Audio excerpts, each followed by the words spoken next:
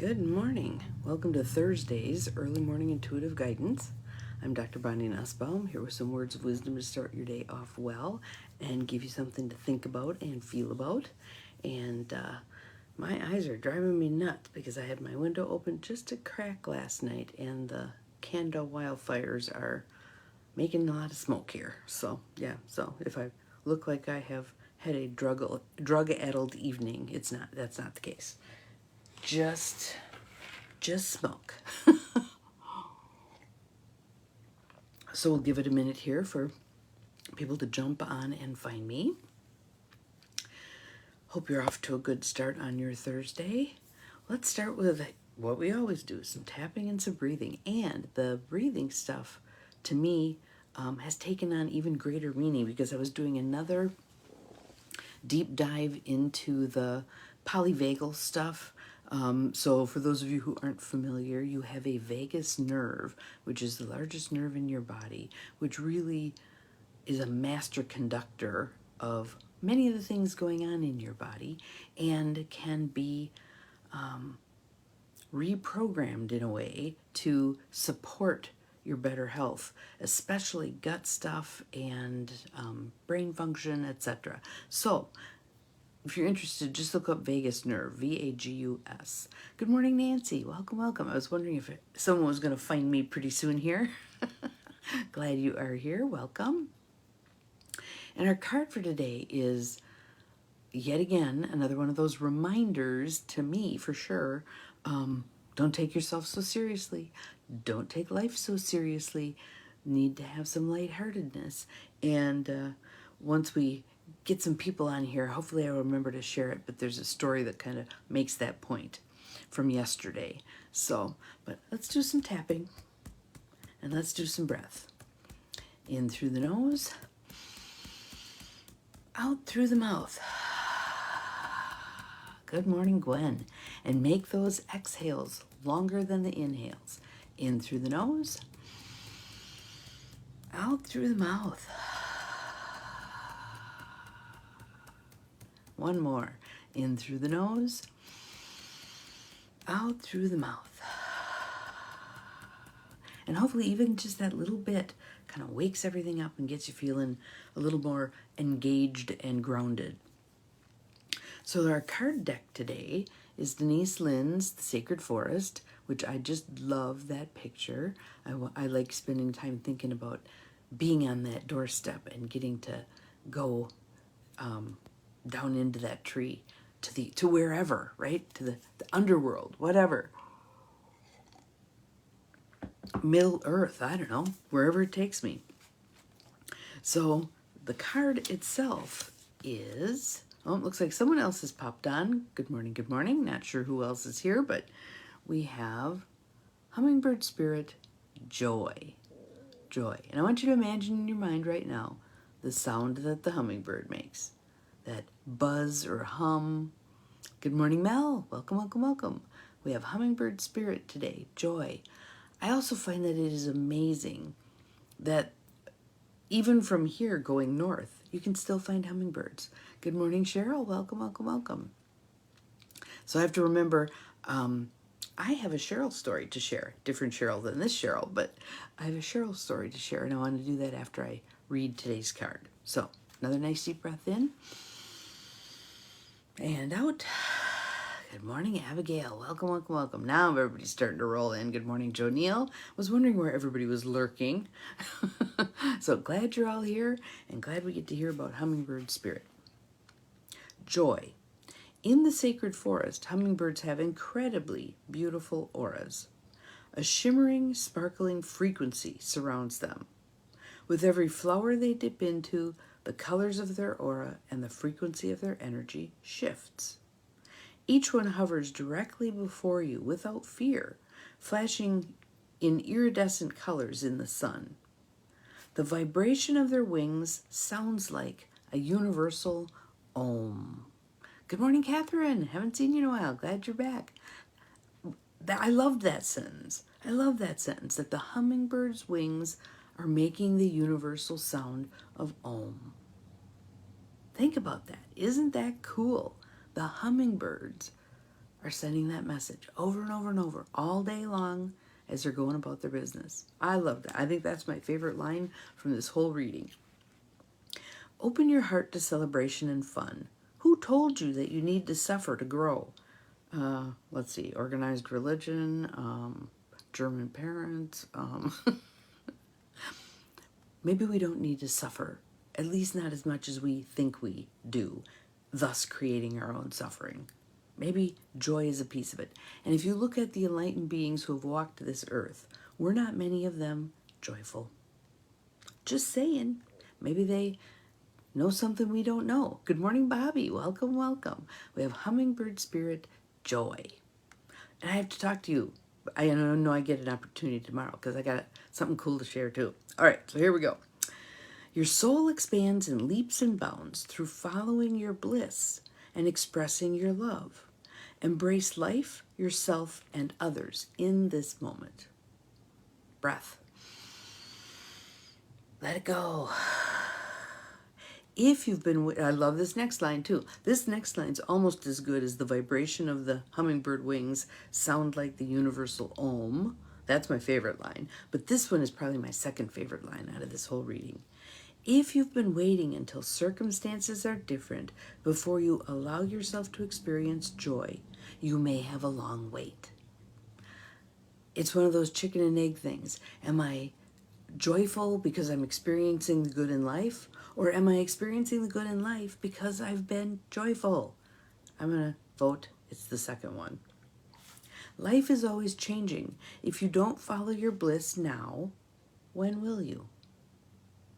Your purpose in life is to experience joy. Take steps toward that now while protecting your personal boundaries.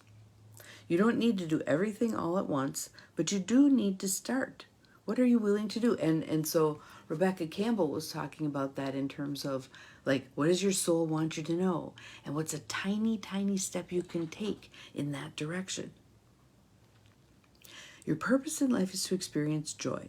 Take steps toward that now while protecting your personal boundaries. You don't need to do everything all at once, but you do need to start.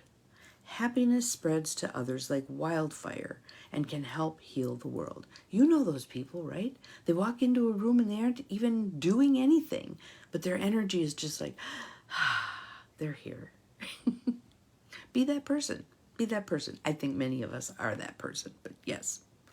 Although hummingbirds are small, they are capable of traveling great distances and can even fly backwards. Thank you for posting that, Gwen. I appreciate it. We need these reminders. We need these reminders and these deep questions to ponder.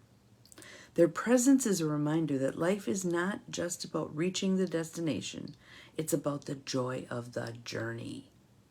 I think part of the reason many people are so disappointed or have that meh, now what feeling when they have striven toward a goal and accomplished it is because they didn't allow themselves to enjoy the journey.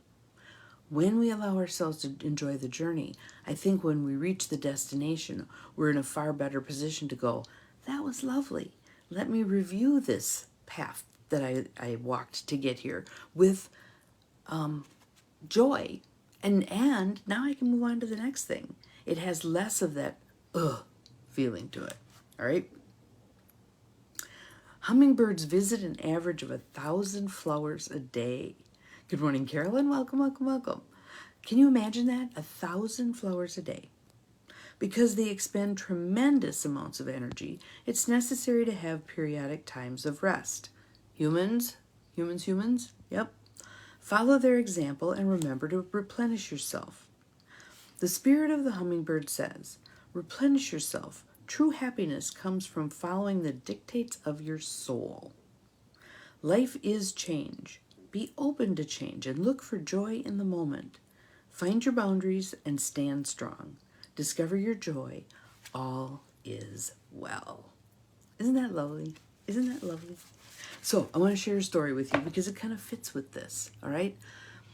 Yesterday, there was a lot going on and fitting things in around other things, etc., etc. And out of nowhere, there's a woman who, so let's go back. I think I've told you the story of the Royal Dalton dishes. If I haven't, let me give you a synopsis. So my parents, many, many years ago, went and cleaned out someone's apartment in Denver when she was put in assisted living. Cleaned out her apartment at the behest of her niece, who was her person. And so my parents came back with a truck and trailer and a rental van home with stuff from this woman.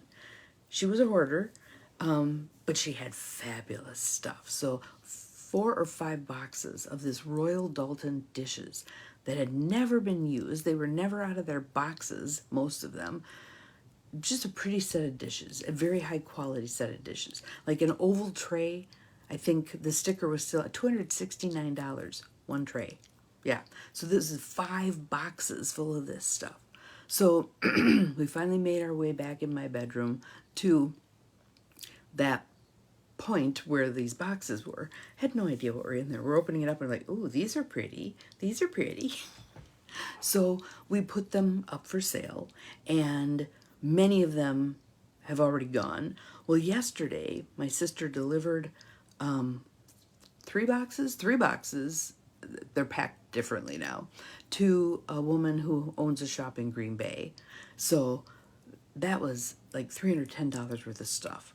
And then another woman down in Madison, good morning, Janine, glad you're here, wants another chunk of them, and that's like $100-some.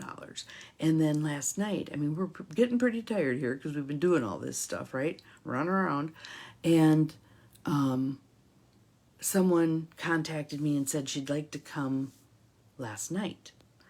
I'm not much of a night person. I poop out pretty early. She wanted to come at 7 p.m.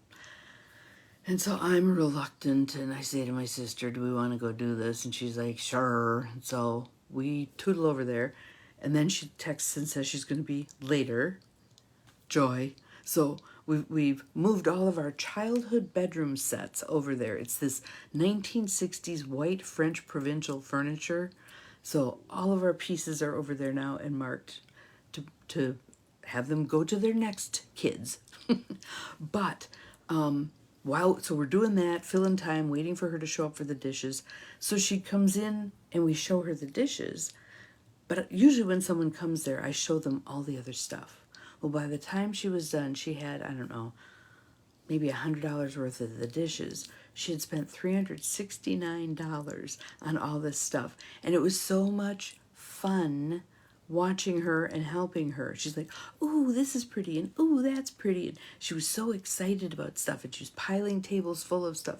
She got 2 lamps, bunch of glassware, some art glass, all kinds of stuff. And it was just so much fun watching her that it made it worthwhile. And so now I tuck that in my memory bank in terms of I was very begrudging about going over there at that hour to show her the dishes. But because we said yes, we ended up with this joyful, very fun experience. Watching her run her hands around things because she thought they were so cool, and she loved stuff. So those are the kind of people who are really fun to have come and shop. But again, it was about joy. She was joyful. She had to take a break at one point and go out and check on her little bitty, I think they were Yorkies, like 4 to 6 pound. They were little bitty pretend dogs. Yeah. And so she had to check on her dogs, see how they were faring while she's shopping because she was having so much fun. But look for the joy. Look for opportunities, portals to joy. And sometimes those portals, like in this circumstance, may not necessarily look very joyful. But you never know. If you're feeling the tug, if your heart and soul is saying, do this, say yes to this, show up here, blah, blah, blah, turn left here, whatever it is, listen to that calling. Listen to that calling. Those can be your invitations to joy. Your invitations to joy. And again, I think it's so important that we keep in mind, it's not wait until you're joyful and then do stuff. It's do stuff and find the joy. So we get that a little bit mixed up. So that's my story that I'm regaling you with for today. Have an awesome Thursday. We will see you again tomorrow Remember, you're capable of far more than you think you are, including finding joy in every moment. Bye-bye.